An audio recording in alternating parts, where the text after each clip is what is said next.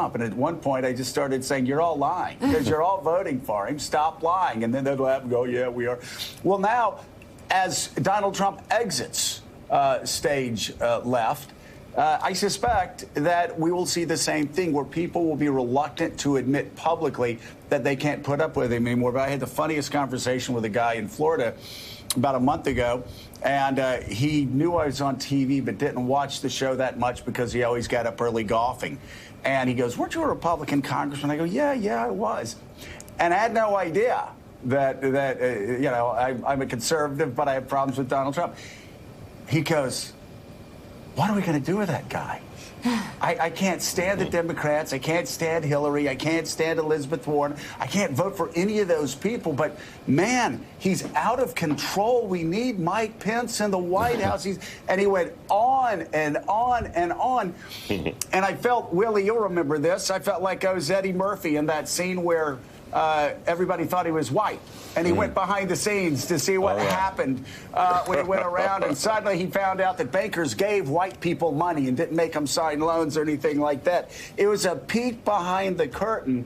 So it may say 92% there in supporting Donald Trump and not wanting the impeachment inquiry. But, Mika, it's actually the fear and loathing is rising. And that is something that Republican members of the Hill are picking up on. Well, and you'd think the president would be focused on those people and those numbers, but he's actually focused on Republican lawmakers, chastising them for not sufficiently defending him in the escalating impeachment fight. During a cabinet meeting yesterday, he urged members of his party to get tougher and fight while pointing the finger at one of his most outspoken Republican critics, Senator Mitt Romney.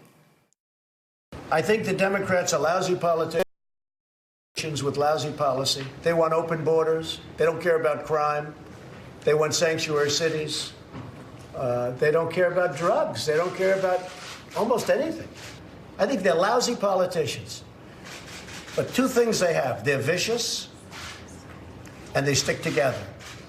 They don't have Mitt Romney in their midst. They don't have people like that. The Republicans have to get tougher and fight.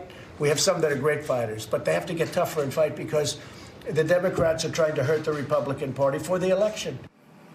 All right, Mike Barnicle, by the way, before we talk about what he just said there, I have to correct two things that are just blatant lies. He says Democrats don't care about borders. They like open borders. I will remind Americans again, for those with ears to hear, understand this, that when Barack Obama left office, the number of illegal border crossings were at a 50-year low, a half-century low. I was playing T-ball in Doraville, Georgia, and Meridian, Mississippi, the last time border crossings were as low as they were when Barack Obama left office. So, open borders? Not quite. It's Donald Trump that has caused the crisis at the southern border and made it much worse. Same thing with crime. New York City, crime is lower now than it's been since the 1950s, before I was born. They have to just make up numbers because they don't have statistics to compare to how safe it was when Barack Obama left office. But, Mike, I want to talk about this loyalty issue.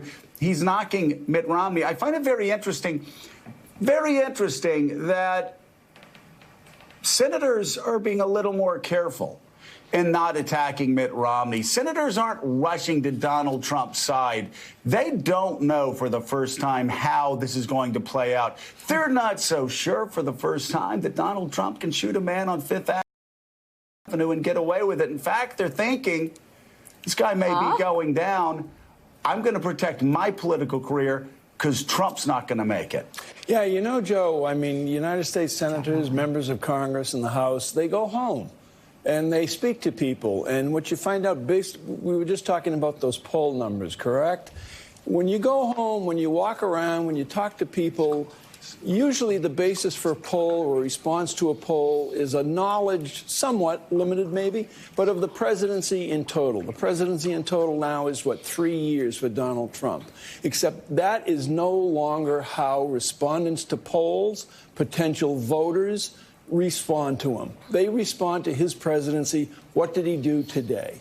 So it's tough to get an assessment, I think, from pollsters on people they poll, because they're looking at a presidency that is so mercurial that he is liable to say something later this morning that will dominate the news for the entire day. He does it each and every day, so there's no real measurement of his progress as president other than what he does by the moment. It's a crazy, crazy presidency. I think Republican senators are going to be a dominant force in this election process, because more and more of them, listen, Joe, we all know that privately in the cloakroom, they speak very disparagingly of him. They all do. And if there was a secret ballot in the United States Senate, I think Trump would lose 90-10, maybe. He might not. If there were Mike, crazy. if there were a secret ballot in the Senate this morning, Mike Pence would be president by noon. Yeah. It is that clear.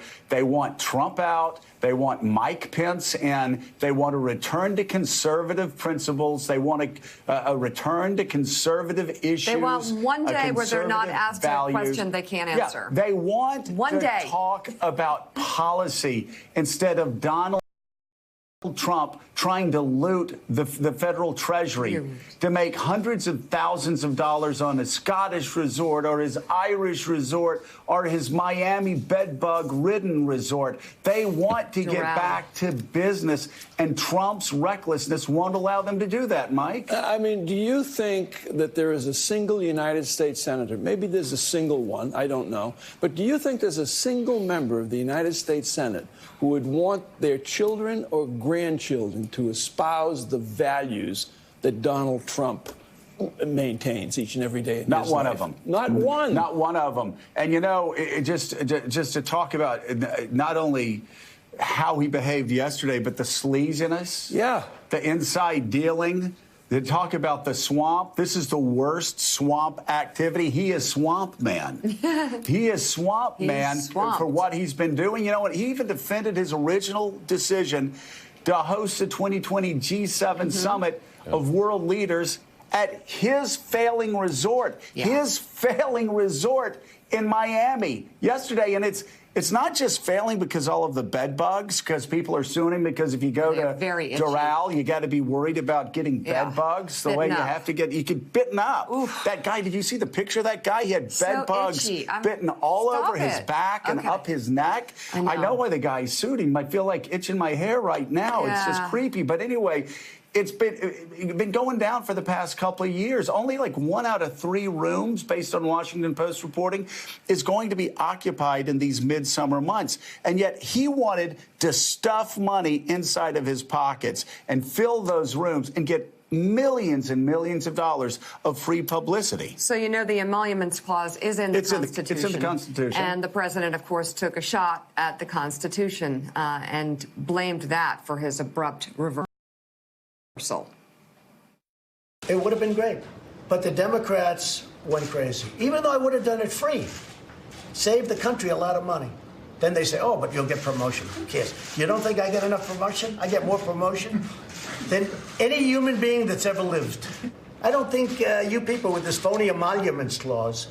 And by the way, I would say that it's cost me anywhere from $2 to $5 billion to be president. And that's okay. Between what I lose and what I could have made, I would have made a fortune. If I just ran my business, I was doing it really well. So the president talks about the phony emoluments clause. Well, actually, that clause appears in Article 1, Section 9. Are you ready, Donald? Of the United States Constitution. Phony? No, actually, our founding fathers wrote this.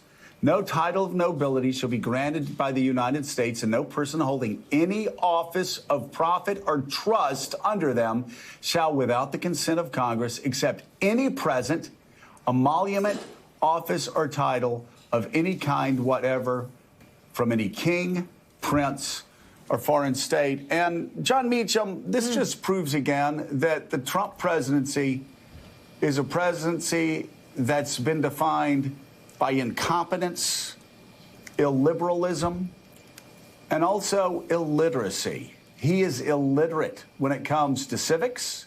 He is illiterate when it comes to American history. And yes, he proved again yesterday